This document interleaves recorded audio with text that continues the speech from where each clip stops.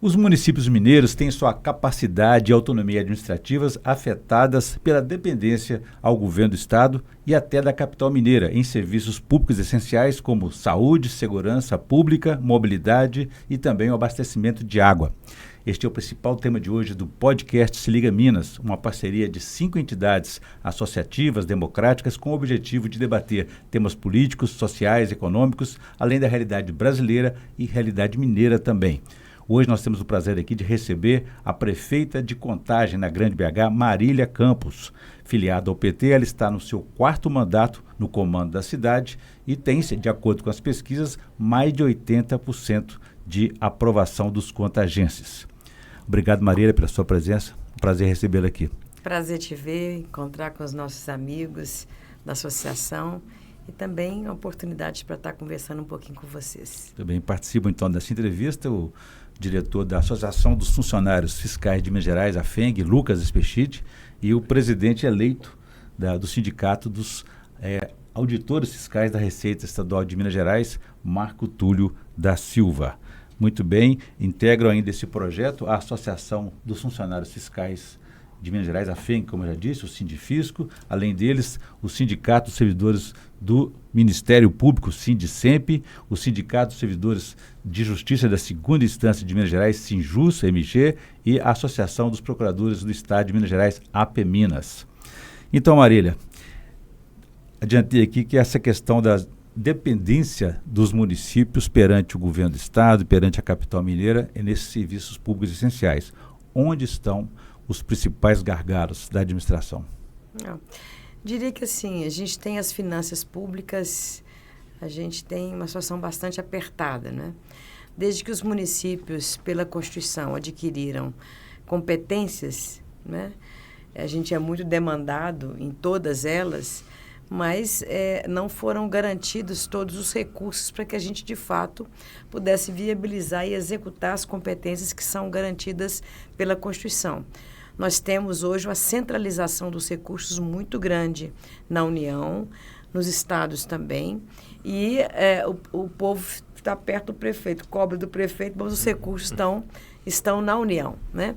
Então, nós temos esse desequilíbrio e agora com a reforma tributária, motivo ainda da maior preocupação, porque nós temos um imposto que era o imposto municipal, que é o ISS, que hoje foi tomado, né, dos municípios e centralizado na União.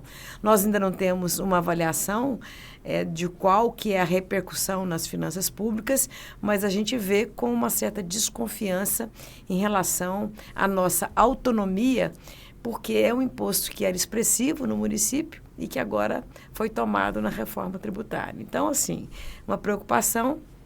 E uma outra que a gente gostaria de colocar é que, na relação com a capital, grande parte dos equipamentos públicos eles são concentrados na capital. Então, vou citar, por exemplo, saúde, né? Os equipamentos filantrópicos, os equipamentos públicos são concentrados na capital. E quem faz a regulação do sistema de saúde é o município de Belo Horizonte. Né? Não é o Estado, no caso em Minas Gerais é feito pelo município de Belo Horizonte, o que faz com que as cidades da região metropolitana fiquem muito dependentes dos serviços na capital que são regulados pelo município de Belo Horizonte. Então é um problema sério isso. Além da segurança pública, que é o controle das polícias, pertence ao Estado também, e vocês acabam tendo que, além de criar uma guarda municipal, ainda bancar a presença da Polícia Militar e da Polícia Civil em seus municípios, né? Hoje, segurança pública, ela é uma responsabilidade do Estado, né? Mas os municípios todos investem em segurança pública, seja com guardas municipais, seja com sistema de monitoramento, investimento tecnológico, né? E muitas das vezes nós somos convidados, se não convocados, a ajudar a Polícia Civil, ajudar a Polícia Militar. Por exemplo, os nossos prédios públicos hoje são todos do município onde está instalada a Polícia Militar. A gente passa um recurso sob forma de convênio, tanto para o Corpo de Bombeiros, como também para a Polícia Militar. E isso é uma situação que está colocada para quase todos os municípios em Minas Gerais. Muito bem. Lucas, a sua participação? falar da minha alegria, né, Marília, de estar aqui com você. E essa questão federativa, realmente, assim, para nós é uma questão muito cara, né? Porque a gente tem um Estado ainda, né, um Estado Brasil, né, onde as coisas são muito concentradas na União, né? E os recursos também são muito concentrados lá. E com a Constituição de 88 houve uma redistribuição de competências, como a Marília disse, né? Então eu queria ver com ela, né, como é que a gente poderia ajudar nesse gargalo, né? E fazer uma referência, porque eu estou um pouco vindo de um debate sobre a dívida. Então eu sei que isso é um tema que você também se debruçou. Então eu queria que você também fizesse essa relação com a dívida, porque hoje nós temos uma situação em que a dívida do Estado de Minas Gerais, ela está sobre o Estado aderiu, né, ao Propag, né?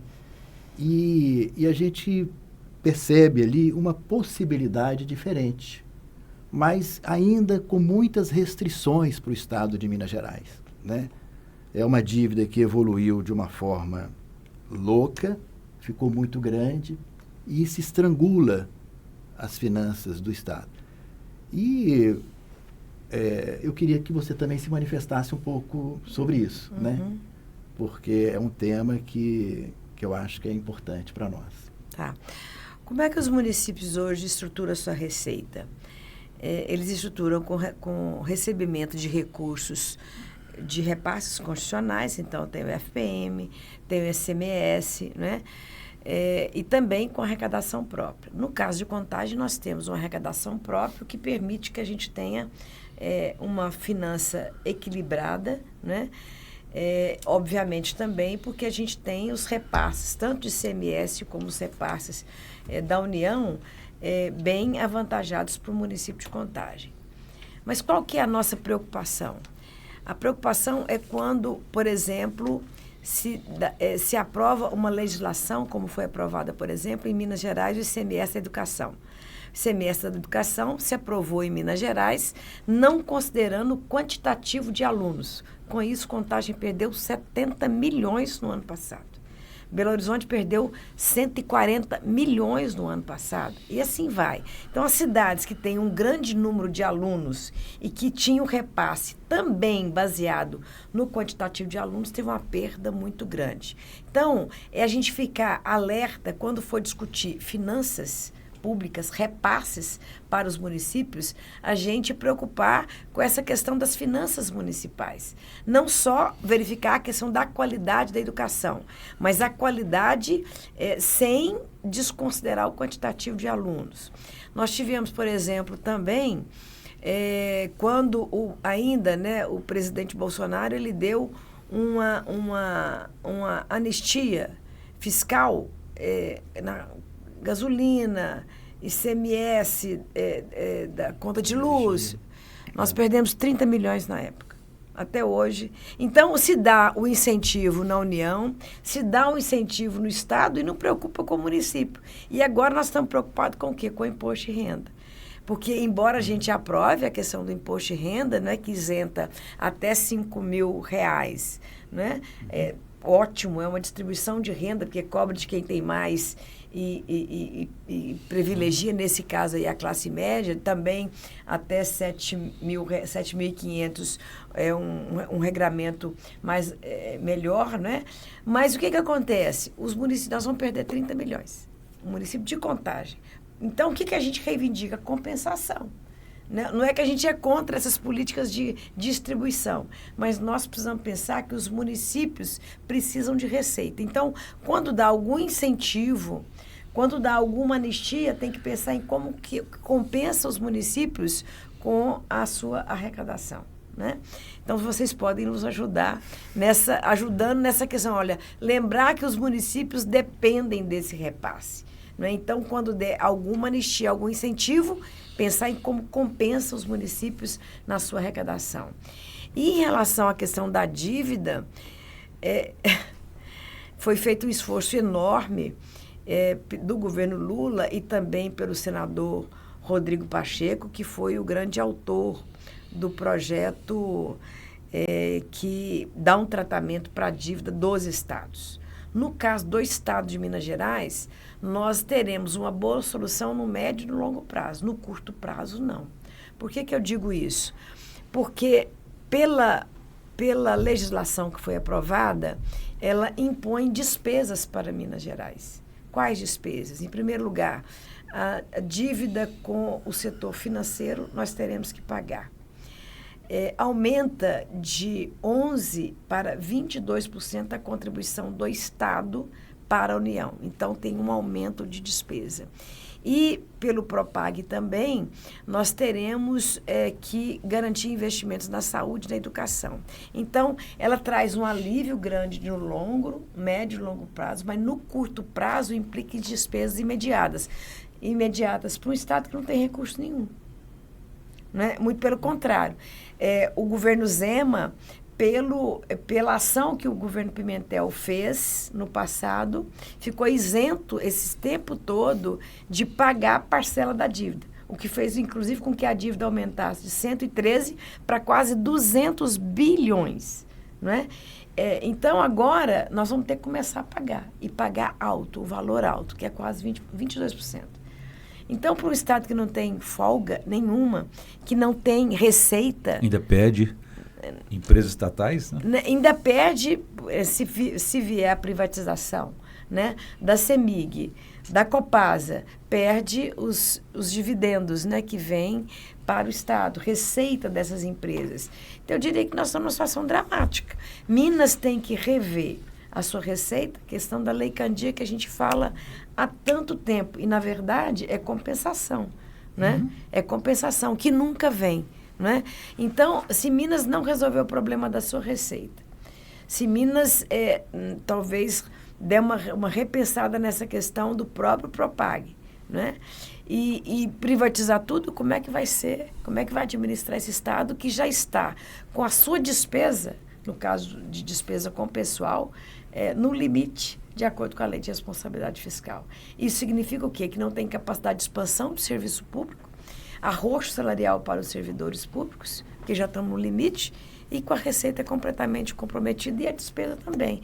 Então, o governo Zema, a dívida, ele trocou a dívida que era no governo Pimentel com os municípios e com os servidores, ele passou a dever para a União. Então, ele pagou para os municípios, pagou para os servidores e passou a ter um único devedor, que é o governo federal. E a dívida subiu para 200 bilhões. Muito bem. Marco Túlio, você que vem de uma recente, vitoriosa eleição ali no Sindifis como presidente, deve ter alguma solução para nós aí, sua participação. Obrigado, a satisfação, a alegria estar participando aqui desse diálogo, dessa conversa.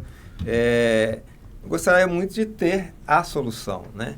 Mas eu diria que a solução para essas questões ela é fruto exatamente dessa troca, dessa construção conjunta, né? E a prefeita, o Lucas também mencionaram o aspecto do Pacto Federativo, e eu queria abordar um outro aspecto, que é o fato de que, como bem destacado pela prefeita, o município é o ente que está mais próximo da população. E desde a Constituição de 88, nós temos todo um movimento onde vários serviços foram deslocados para a municipalidade, e a discussão da estrutura do modelo tributário não teve esse mesmo enfoque. Então, nessa relação, principalmente com a União, você tem um movimento díspare, onde há uma concentração na União e uma desconcentração na prestação do serviço. Uhum. E aí, o aspecto que eu trago para essa nossa conversa? É o fato de que a complexidade desse assunto muitas vezes não chega na população para entender todos esses dilemas. Ela, de forma muito pertinente, né, clama por essas entregas e clama principalmente com a municipalidade, né, mas essa percepção de que existe todo esses desarranjos no modelo não são muito percebidos. E aí eu vou pensar aqui um tema que é explorado e abordado com enfoque muito de mercado, que é a acumulação do dia livre de imposto, né? Isso é trazido para a sociedade como se pudesse existir um modelo de Estado onde que o imposto não existisse e que as entregas existissem. Obviamente, reduzir gasto todo mundo quer, mas não existe mágica. Então, o que eu trago para essa conversa, para a gente e aí ouvir um pouco a prefeita, né? Assim, como a gente melhorar esse diálogo com a sociedade para mostrar que não existe essa mágica, que isso é uma construção que passa muito pelo aspecto da solidariedade e que há que se ter essa participação mais de envolvimento na percepção dessa complexidade, principalmente daqueles que têm uma capacidade maior de contribuir nesse processo. E aqui, quando eu digo aqueles, tanto a parcela da sociedade quanto os entes dessa relação. E aqui eu me dirijo muito à questão da união, que neste modelo, ela, tanto na relação com o Estado, mas principalmente com os municípios, há que se ter uma desconcentração e também uma revisão de outras parcelas, né, como a questão da tributação de patrimônio, tributação sobre a renda, para que estados e principalmente municípios não sofram, né, como bem destacou a prefeita, quando se traz à discussão aspectos justos, como a isenção do imposto de renda e outros temas. Uhum. Olha, Marco Túlio, eu, assim, pela primeira vez, eu sinto que a pauta da desigualdade social, ela está na mesa, né? É a primeira vez que o presidente Lula, que tem muito compromisso com essa pauta, coloca ela e desenvolve ações no sentido de enfrentar a desigualdade social, né? Essa questão, né, de cobrar de quem tem mais, de cobrar nada de quem tem nada e de cobrar menos de quem tem um pouco, é uma questão crucial, que a gente ter uma política tributária com justiça tributária.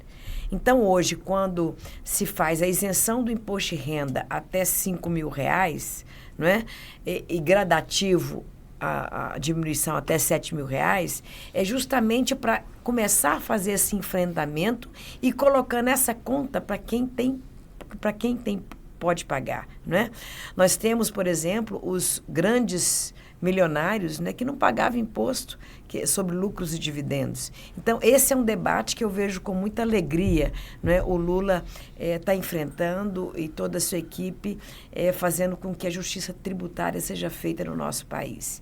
E uma outra questão que eu acho que é importante, assim, embora eu tenha preocupações com a reforma tributária sobre o impacto dela na vida dos municípios, mas tem uma questão que eu acho que é importante a gente avaliar, porque hoje, quando as empresas vão para os municípios, vão em cima de uma guerra fiscal.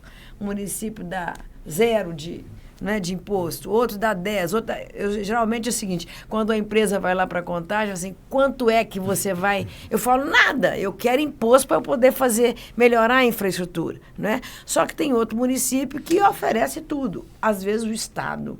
Nós não sabemos, eu não sei quanto que é a política de incentivos que o Estado tem, ou a sua anistia. O fato é que com a reforma tributária, essa história vai acabar. Ou vai ser reduzida drasticamente, porque não vai ter mais essa guerra fiscal que hoje a política tributária permite.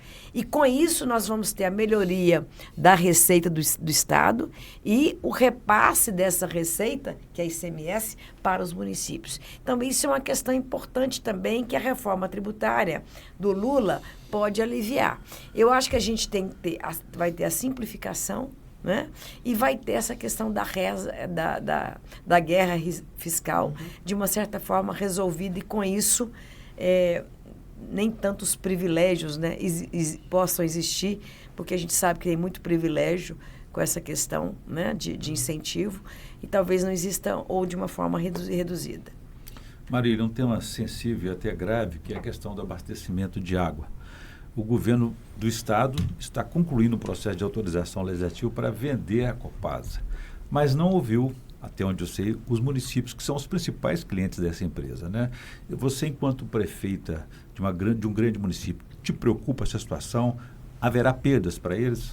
Eu fico preocupadíssima, porque eu acho que Contagem é a única cidade do país que tem uma concessão de 100 anos. A concessão com a Copasa em Contagem é de 100 anos, né? E a gente ficava todo o tempo querendo rever esse contrato. Um contrato que foi feito com uma empresa pública, que eu acho, inclusive, é motivo de questionamento se houver a privatização da Copasa. Então, a gente já está estudando essa questão, mas mais preocupado ainda nós estamos, porque nós pactuamos com a Copasa um grande número de investimento. Por exemplo, a Copasa, ela fez uma tratativa com o Ministério Público e está levando água através de uma adutora que passa 20 quilômetros dentro da cidade de Contagem. Todo o projeto já foi discutido com a cidade, com a nossa equipe, para resolver o problema da crise hídrica na região metropolitana de Belo Horizonte. A pergunta é, se a Copasa vai ser privatizada, esse investimento, ele vai se manter? Né? Como também eu estou com uma política, consegui todos os PACs, né? Os planos com o governo Lula de urbanização de vilas em Contagem. Então, nós temos vários bairros que não têm saneamento, água, esgoto, é tudo gato. Né? Então, nós conseguimos, por exemplo, o bairro Nascentes Imperiais, é um bairro que vai ser todo urbanizado. Qual que é a tratativa que a gente fez com a Copasa? Ela vai repassar os recursos para o município e nós vamos fazer as obras de saneamento. Como é que fica esse pacto que nós firmamos? Então, eu já ouvi alguém dizer aí que a Copasa não tem recurso para cumprir a meta de saneamento. Ela tem recurso, sim. A Copasa é uma empresa lucrativa, né, que distribui lucros e dividendos, que tem grandes investimentos, e o investimento que a Copasa faz, ele é em função das cidades que têm mais arrecadação. Então, as cidades que já realizaram o seu saneamento, né, a extensão de rede de água, rede de esgoto, aquilo entra como arrecadação para poder fazer nas cidades onde não tem. Como é que fica isso, né, com uma empresa que poderá ocupar o lugar da Copasa? Então, eu fiquei sabendo, né, que o projeto de lei ele é totalmente em aberto. Ele só autoriza a privatização, mas não tem nenhuma trava, né, para assegurar os investimentos que a Copasa já se comprometeu com os municípios que entregou a concessão. Então, a gente está vendo isso com preocupação e estamos estudando juridicamente uma ação para proteger o município de Contagem. Muito bem. Lucas? Nossa, assim, perfeito o que você falou aí, porque nós também, né, tanto do Sindifício como da FENG, nós nos preocupamos muito com essa questão das empresas estatais, sabe? E aí, nesse contexto da dívida que você se referiu, no contexto desse novo desenho do Propag, né, a gente viu lá, e está claro no Propag, que você pode aderir ao Propag e você não precisa vender nada, porque tem 3 opções, né? Tem a opção de você fazer o abatimento na dívida de 20%, aí você realmente precisa vender ativos, mas também tem a opção de você não vender nada, né? E com isso você teria um custo a mais de 1%, que é do Fundo de Equalização Financeira, que realmente traria um encargo maior nas prestações da dívida. Mas qual que é o outro lado que não é mostrado? O fundo é aquele fundo federativo, né, que dá para os outros estados? Exato. Ali fica um pouco mais caro. Mas tem um outro lado da história, que isso eu queria te ouvir, Marília, que essas empresas, e você se referiu a isso, são empresas lucrativas. Né? Elas distribuem para o Estado dividendos. Então, nós fizemos um levantamento em 2024, essas empresas, as 3, a Copasa, a CEMIG e a Codemig, e a Codenge, né? Elas aportaram ao orçamento do Estado 3,2 bilhões de reais. É muito dinheiro. Quer dizer, se você, né, tem uma proposta que é federalizar ou vender essas empresas, você deixará esse aporte acontecer. No caso da Copasa foi foi 952 milhões de reais. Então é muito dinheiro. E tem esse contexto de que é uma empresa que precisa realmente fazer investimentos, né? Não é só distribuir água, mas também fazer saneamento, né? Em vários municípios. Né? E em vez do governo abraçar isso como desafio, né, ele entende, né, faz um discurso de que privatizando a empresa, ela ficaria melhor em condições de prestar esse serviço para a população. E não é o que nós temos observado. Tanto que em locais, por exemplo, em Paris, né, onde o serviço lá foi privatizado de água e lá a cidade tomou a decisão de retornar o serviço de água para a municipalidade. Então, é uma questão que a gente, se olhar lá fora, eles estão fazendo o caminho contrário. E em relação à dívida, o levantamento que nós fizemos deixa muito claro que ao longo de 30 anos, que é ao longo do Propag, não vender fica melhor para o Estado. Ele tem uma economia de 100 bilhões de reais, né? Por que ele tem essa economia? Exatamente por causa do aporte dos dividendos, né? Isso não foi levado em conta. Então, é uma observação que eu acho muito importante. Vou só colocar mais um elemento para a gente verificar assim, essa política de supostamente recuperação do Estado, que é patrocinada pelo atual governo, o governo Zema, ela é de uma irresponsabilidade tão grande, você pensa bem. Vamos pegar a questão da previdência do Estado, que é o outro problema, né? A previdência estadual. Como é que a gente resolve o problema da previdência? Não é que resolve, né? Ameniza, aumentando a arrecadação com servidores efetivos. E faz concurso público? Não faz concurso público, muito pelo contrário. Tudo que tem de público, ele está querendo ficar privado. Então, por exemplo, essa última ação que ele perdeu, né, de entregar a gestão de escolas para o setor público, para o setor privado, foi a grande vitória. Mas, assim, é uma derrota no projeto dele que parece que quer acabar com o Estado, porque não tem outra explicação. Então, se a questão da Copasa era porque precisa de recurso, nós estamos mostrando que não é vantajoso. A questão da Previdência não faz concurso público. A questão... não sei se a Codemig ela tá no rol da privatização, né? Da federalização. Da federalização, né? É uma proposta. É a federalização. Isso dá para bater tranquilo, dá para bancar, né, o processo do Propag. Então, a gente não está entendendo, assim, parece que tem uma saga, né, de falar assim, olha, vamos acabar com tudo que o Estado tem, né, para, inclusive, piorar a situação fiscal do nosso Estado.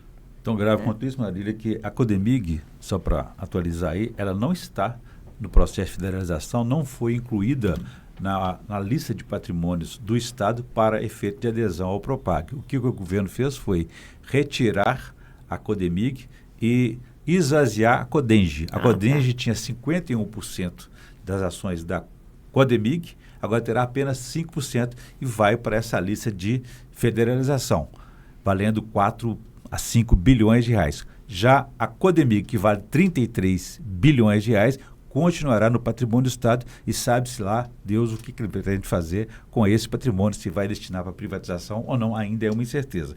Eu pediria a você, Maria, licença, Lucas e Marco Túlio, a nossa audiência, para fazer um pequeno intervalo e a gente volta em seguida com mais discussões aqui sobre a gestão pública, municipal, estadual e o patrimônio de Minas Gerais. A gente volta em instantes.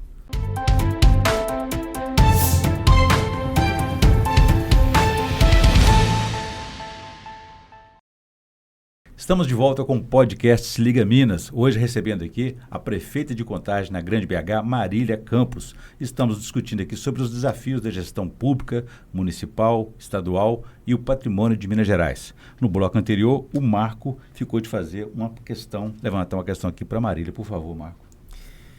Pois bem, conversando aqui sobre essa questão das empresas públicas. E agora você falou, expressando aí na questão de patrimônio, e eu gostaria de tocar em dois assuntos. Um, que é esse lado da função social dessas empresas, né? Seja na área de abrangência da atuação da Copasa, seja na área de abrangência de atuação da CEMIG. São empresas que têm um lado econômico, né, qual foi mencionado aqui da questão dos dividendos, mas tem um lado do papel social, porque nenhuma empresa que vise exclusivamente o lucro vai se propor a olhar para aqueles municípios, né, em regiões onde comercialmente não há uma atratividade econômica, e essas empresas têm esse papel que é um patrimônio, né, do Estado, e aqui eu digo Estado na visão estadista, né, da abordagem dessa lida com a questão da sociedade. E aí eu vou agregar um outro elemento, que é o elemento dos órgãos de fiscalização e controle, né? A gente viu, né, recentemente, não tão recente, mas todo o dilema que Minas Gerais vivenciou com a questão das mineradoras. A gente viu agora, mais recente, essa questão envolvendo os destilados. A gente, um pouco mais atrás, viu também essa mesma questão quando tivemos alguns problemas com a questão das cervejas. E isso tudo passa pela órgãos de fiscalização e controle que devem zelar por esses aspectos de garantia da sociedade. Então, gostaria de ouvir a prefeita sobre esse lado do patrimônio dessas empresas no que diz respeito à função social e da importância desses órgãos de controle e fiscalização, e inclusive um tema que a prefeita mencionou, que é a questão de concursos, né, que a gente vê muitas vezes, recentemente foi mencionado, né, o quão deficitário as estruturas de servidores nas áreas de fiscalização e controle têm uma realidade, né, no caso de Minas, e isso muitas vezes é negligenciado e a sociedade paga um preço por isso, porque a falta dessa fiscalização e controle acaba gerando não só um custo para o Estado, mas uma consequência para a sociedade. Então, gostaria de ouvir um pouco a prefeita sobre esses temas. Uma vez eu estudava, né, sobre a questão dos entes da federação, né? O município está perto, o povo sabe de quem cobrar, da União o povo sabe, e do Estado as pessoas não sabiam exatamente o que cobravam. Então, colocava o Estado como um ente que está emparedado, né? E no caso de Minas Gerais, eu diria que cada vez mais, especialmente nesse governo Zema, é um Estado que entrega cada vez mais o serviço público ou para terceiros ou para os municípios. Então, se você pega, por exemplo, a educação, o grande esforço que esse governo teve foi de tentar municipalizar toda a rede que era estadual nos municípios, entregando ela para os estados. Contagem não aceitou e não quis fazer acordo com o governo do estado para pegar mais essa responsabilidade, né? Na questão da segurança pública, que é muito cara para a população, né?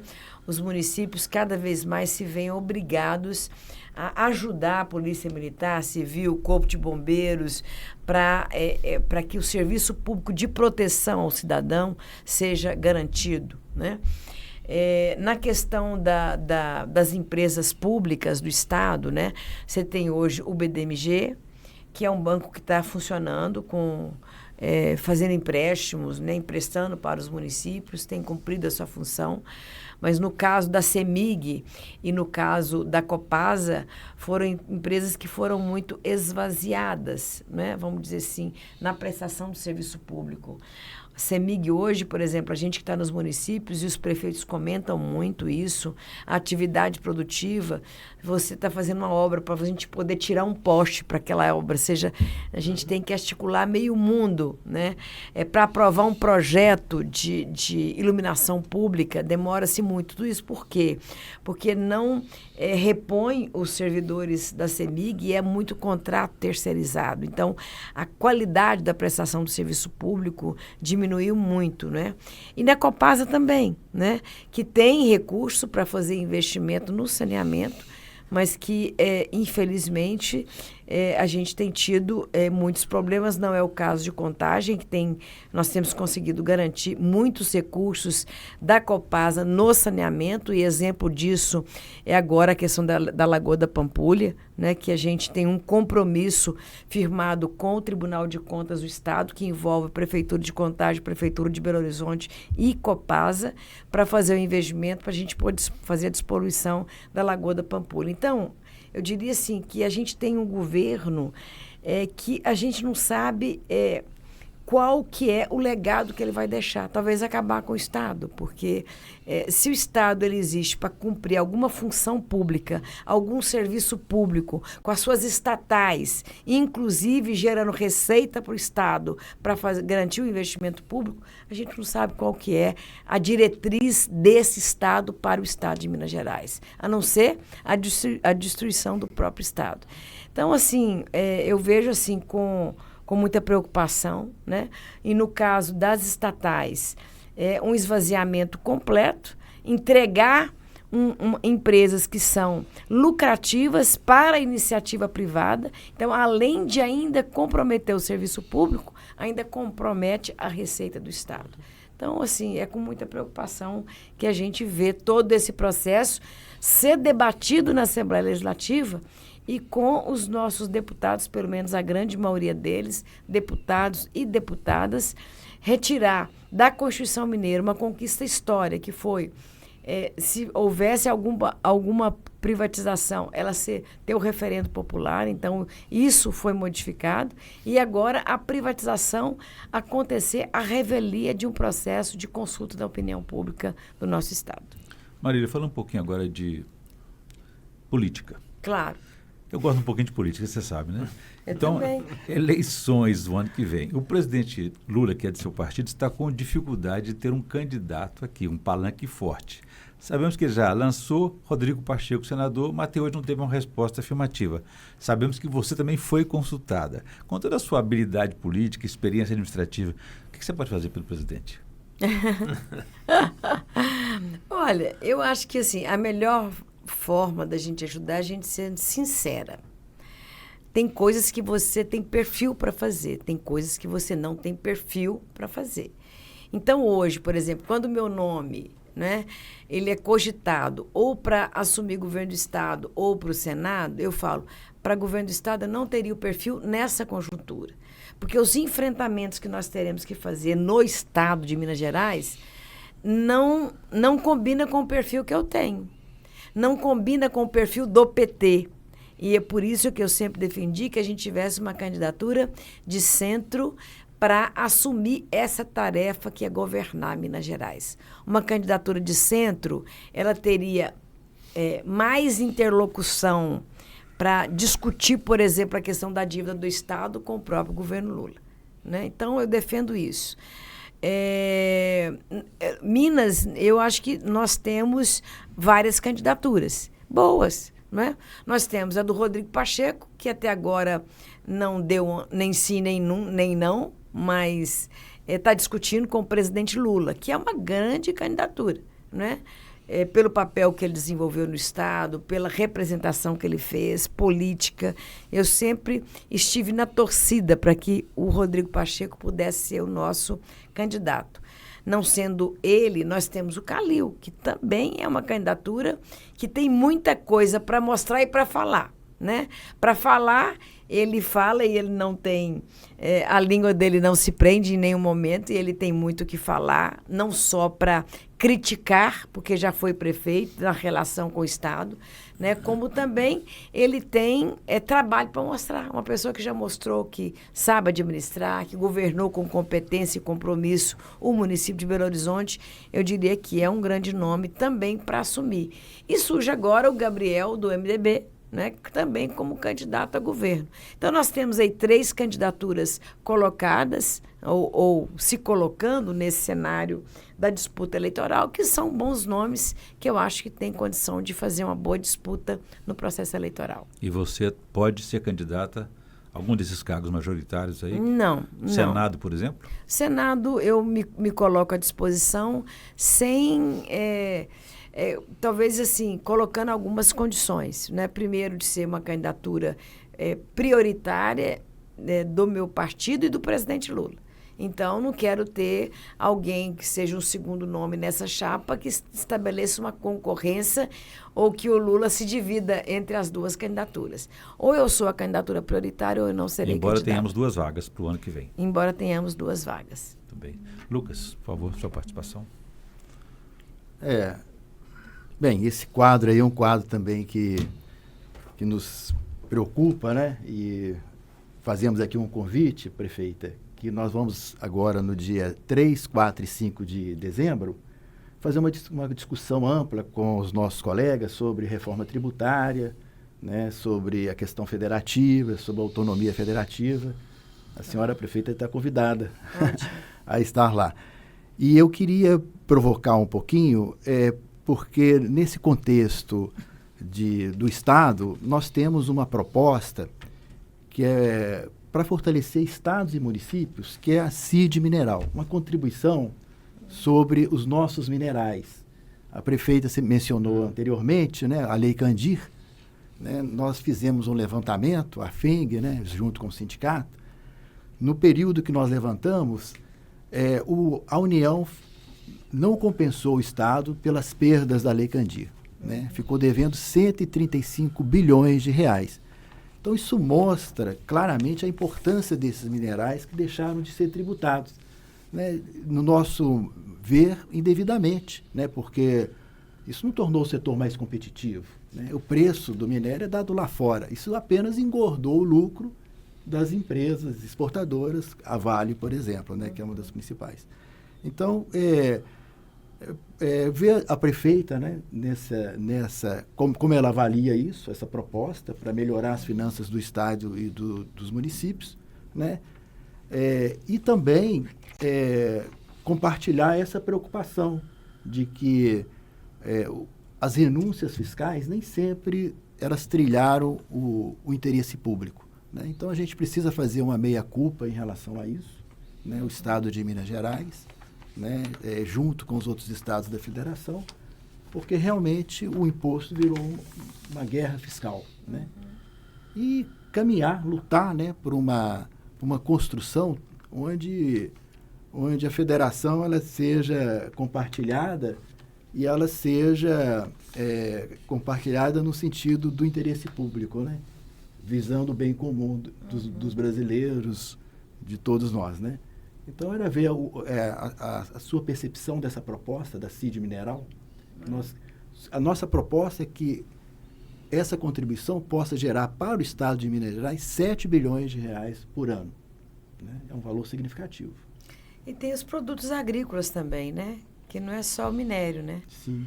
E tem também, porque hoje a atividade econômica de Minas é minério e grãos, que não pagam, né?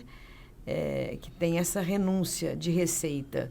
Eu acho que tem que pensar para as duas questões. Sim, eu citei o minério mais emblemático, né? Tá. Eu vejo com bons olhos, acho que a gente tem que pensar, né, ter uma proposta disso mesmo, e acho que poderia ser estudado, vocês que estão mais nessa área, né, como que a reforma tributária impacta na renúncia fiscal, se não é o caso da gente já solicitar a revisão de todas as renúncias, né, para que a gente tenha, né, uma situação melhorada depois da reforma tributária. Porque como é que vai ficar a renúncia fiscal já existente em função da reforma tributária? Né? É a revisão? É o cancelamento das renúncias? Como é que fica isso? Teria que planilhar isso, né? Eu acho que merece um estudo mais profundo. Para a gente verificar essa questão. Tá? Marília, nós vimos a importância do Estado e do serviço público na pandemia, né? Mas a gente hoje ainda continua falando em enxugamento, redução do Estado, tem uma reforma administrativa em discussão, enfim, num contexto de demonização, num contexto aí de criminalização até do serviço público. Como é que você vê os rumos dessa reforma administrativa? Ela tem futuro? Ela pode afetar ainda mais o serviço público? Olha, eu acho que a gente tem que ter a melhoria da gestão. Eu sou uma pessoa que sou muito atenta no meu município, porque não adianta só implementar as ações, mas você tem que ter a gestão e qualificar cada vez mais o gasto público, né? E preocupar com o cidadão que recebe o serviço na ponta. Agora, o que eu acho que a gente tem que estar atentos, né? Primeiro, todas as prefeituras, a União também, está fazendo investimento em tecnologia. Isso impacta ou não a mão de obra no serviço público? Impacta. Todos nós estamos pensando em inovação, né? Esses dias eu estava o governo federal lançou eu esqueci o nome do programa, quer dizer, em vez de você ter carro com motorista para os ministros, você tem agora um sistema de Uber, né? Você tem uma economia substancial, né? De carro e de gente para trabalhar, né?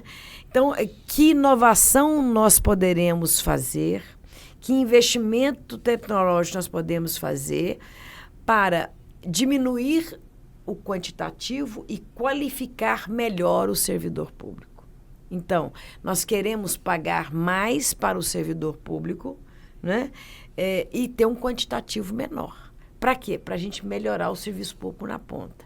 Então, assim, a reforma administrativa, eu não sei como que ela impacta nos municípios, né? Não sei, eu não tenho essa dimensão do que está sendo discutido, né? Mas acho que a gente tem que ter modificações na gestão, né? Onde a gente possa não só garantir melhorias, valorização, mas que a gente possa também cobrar a boa prestação do serviço público. Porque o meu patrão é quem? É o povo. Ele é patrão de quem? Do servidor público. E ele quer o quê? Um serviço público de qualidade, né? E a gente tem problemas muito grandes nessa relação com o serviço público. Então, acho que a gente precisa modernizar, dialogando, né? Mas os servidores públicos estarem atentos também a essa necessidade de melhorar a prestação do serviço público. Né? Marco, sua participação. A prefeita abordou o aspecto da tecnologia, da qualidade do gasto e realmente o uso dos recursos, né, no sentido de fazer uma entrega pública de melhor qualidade, isso é fundamental e cada vez mais isso se torna primordial. Mas eu vou aqui conectar isso com o aspecto político que o Orion mencionou agora há pouco, que todo esse diálogo com a sociedade, ele envolve a questão de termos uma efetiva democracia representativa. E aí eu gostaria de ouvir a prefeita quanto ao aspecto da participação feminina, né, nesse processo, né, da política, né? A gente vê esse debate muito presente nos momentos dos processos eleitorais e muitas vezes eles são, posteriormente, se dissipam, né, na condução do processo político. Eu gostaria de ouvir um pouco a prefeita sobre a participação das mulheres? Ai, ai. Olha, gente, eu estou nessa luta há muito tempo, né? E para nós é sempre mais difícil. Primeiro, participar, representar, porque a gente não troca a gente não troca a agenda, né? Uhum. Substitui a gente acrescenta algo mais para a gente fazer. Então, a gente continua cuidando da casa, continua cuidando dos filhos, cuidando das mães nossas, né? Estudando e assume mais uma tarefa. Então, a gente não substitui. Então, a gente está, assim, num ritmo grande de trabalho. E as mulheres, eu sinto que elas são mais...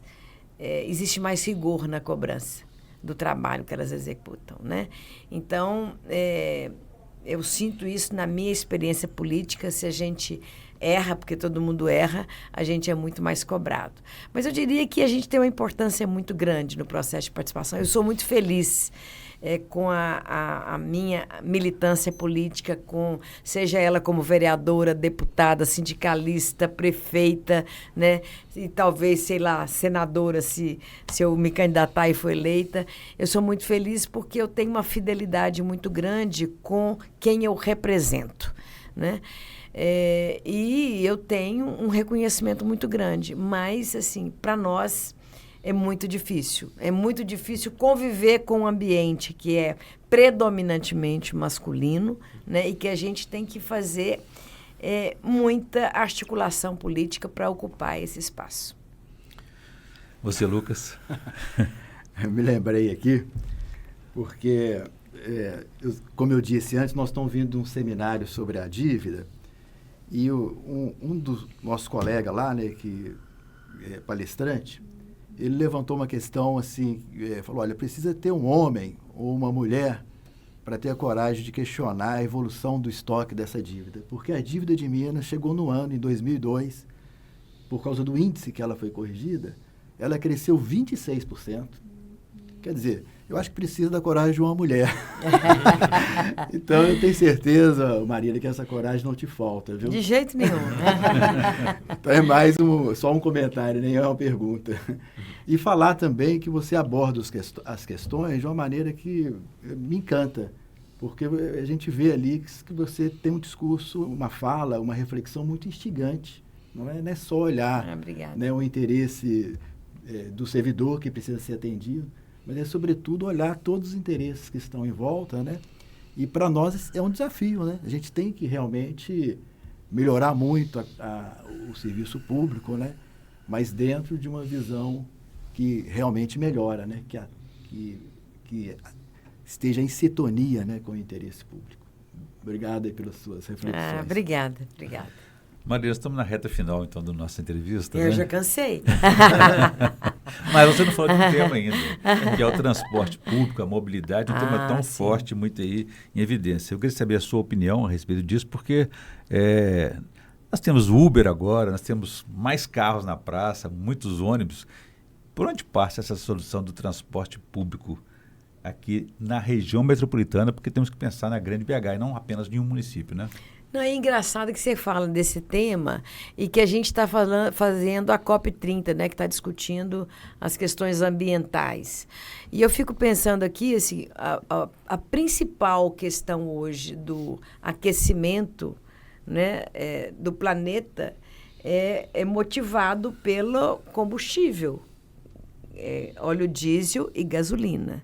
Né? E toda a nossa estrutura de mobilidade, ou grande parte dela, ela é carro, ela é diesel, ela é gasolina. Então, eu fico pensando assim, que hoje a questão da mobilidade, seja para melhorar o transporte coletivo, né? Ficar mais barato, mais ágil, seja pelas questões ambientais, se a gente não sair da modalidade ônibus e carro, nós não vamos avançar.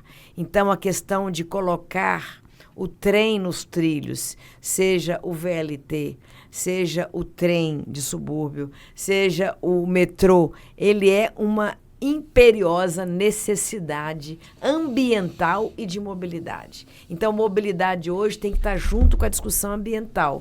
E eu não sei se essa questão da mobilidade foi discutida lá na COP30. Se não foi, vai ficar faltando, porque não tem jeito de discutir a questão ambiental com esse monte de gases que são lançados na atmosfera, né, pelos carros individuais. Então, para melhorar, hoje as pessoas falam assim, qual que é o sistema viário que você vai construir para colocar mais carro? Não é? Então, hoje nós temos que colocar o trem, eu fico imaginando assim, nós temos, Lucas, 22 cidades na região metropolitana de Belo Horizonte que tem trilhos. E por que o trem que passa nesses trilhos não transporta passageiro? Resolveria muito esse trânsito terrível que você gasta aí 2 horas, 3 horas, 4 horas por dia. Uma pessoa que sai lá de Nova Contagem, vem trabalhar em Belo Horizonte, gasta 3 conduções, caro, gasta 3 horas para chegar, né, e voltar. Então, assim, é impossível isso. Então, assim, hoje nós temos que pensar um projeto de desenvolvimento econômico, ambiental, né, e de mobilidade que tem que ser trilhos. Aí você vai no interior, as estações todas foram transformadas em museu. As estações que passavam o trem, e pensar um estado com 853 municípios, cuja economia é só minério e é grão, não tem sistema rodoviário que aguente tantas carretas, né, com tanto peso. Por que não usa o trem? Aí sim nós teríamos rodovias boas. Né? Então, nós temos que pensar isso, nós temos que ter um candidato a governo que coloque, né, a questão dos trilhos na ordem do dia, seja para transportar o passageiro, e aí é metrô, VLT, trem, seja para transportar os grãos e o minério. E o que fazer com o rodoanel? O rodoanel tem que mudar o traçado. Você imagina, enquanto eu for prefeita, eu já falei, não passa na minha cidade. Não vai passar daquele jeito, não. Eu sou a favor do rodoanel. Acho que o anel rodoviário hoje, ele está tendo um grande investimento do governo Lula, diga-se de passagem. Colocou dinheiro lá para fazer o investimento no anel, né? Mas não é suficiente, tem que ter um rodoanel. Agora, rodoanel tem que contornar a cidade. Por que inventaram um traçado que corta, rasga a minha cidade, levando trânsito pesado, carreta para dentro da minha cidade? Já basta o que eu tenho lá, 381, quando tem algum problema, vai tudo para minha cidade. 040 vai tudo para minha cidade. Via Expressa vai tudo para minha cidade. Então, estão querendo colocar mais um anel dentro da minha cidade, que vai levar o trânsito. Esses dias o governo do estado, o Zema, falou, ué, eu não estou entendendo a prefeita Marília, porque ela faz a Avenida Maracanã dentro de uma área de preservação ambiental, mas, governador, aquele trânsito lá é local. Ele é local, ele não é trânsito de todo o Brasil. Aí eles querem passar um rodoanel dentro de Contagem. Olha, Contagem não vai fazer esse sacrifício para resolver o problema do Brasil dentro de Contagem. Não vou deixar. Então, modifica o traçado, dialoga com o município, que a gente faz o rodoanel. Muito bem. Vamos, então, às considerações finais. Lucas, por favor. Eu fiquei pensando, assim, de uma família, né, lá em Contagem, que, por um planejamento familiar, um mora próximo, né, da mãe, a mãe do filho, aí passa esse rodoanel no meio dos dois. Mas E é mais isso um mesmo. muro. É isso mesmo. Não pode deixar mesmo, não, né? Então, eu acho que a gente tem pensar boas propostas mesmo, né? E dizer que eu tenho 31 anos de fiscalização, viu, Marília? E eu acredito muito no Estado, né? Nas condições do Estado para levar serviço para a população, né? E aí a gente precisa criar um modelo que leve em conta mesmo essa construção. Obrigado aí pelas suas manifestações. Marco. Também é uma satisfação, né, essa troca. E eu gostaria de destacar aqui um ponto que, a meu ver, eu entendo como a síntese, né, de todos os pontos que a prefeita destacou aqui, que é o fato de uma visão da coisa pública com um olhar de estadista, né? Eu vejo que isso é um dos elementos que talvez haja uma grande carência, né, na nossa abordagem das questões públicas, e eu vejo isso na prefeita, e para mim é uma honra e uma satisfação ter essa percepção, e mais do que uma percepção, ter a oportunidade, né, de dialogar com alguém que tem esse olhar. Obrigado. Muito bem. Maria, sua consideração final, por favor. Foi muito bom estar aqui com vocês nessa conversa. Dizer também que eu sou uma pessoa que defendo o Estado em todas as, né, os entes nacional, estadual e municipal, entendendo que o Estado ele serve não apenas para a população, mas ele é fundamental também para a atividade produtiva. Vocês pensem bem, Contagem está com hoje 1,5 bilhão de investimento. Melhora a vida da população e melhora a vida da atividade produtiva, porque todas as nossas obras são para infraestrutura, para fortalecer as políticas públicas, e as pessoas estando bem, também o setor produtivo fica bem, né? Então, a questão hoje de fortalecer o Estado com as suas ações para promover o bem comum e fortalecer a atividade produtiva é garantir desenvolvimento econômico, social e também político. Então, prazer estar aqui e vamos fortalecer o Estado. Muito bem. Marília, muito obrigado pela entrevista.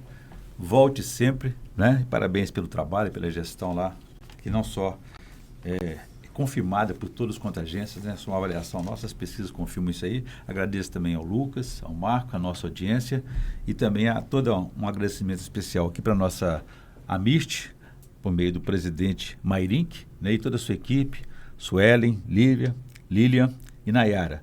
Sem eles não seria possível esse projeto. Obrigado a todos, ficamos por aqui. Se você quiser ver e rever essa entrevista, vá aos nossos canais no YouTube e deixe lá seus comentários e sugestões, que serão muito bem-vindos. Obrigado e até a próxima.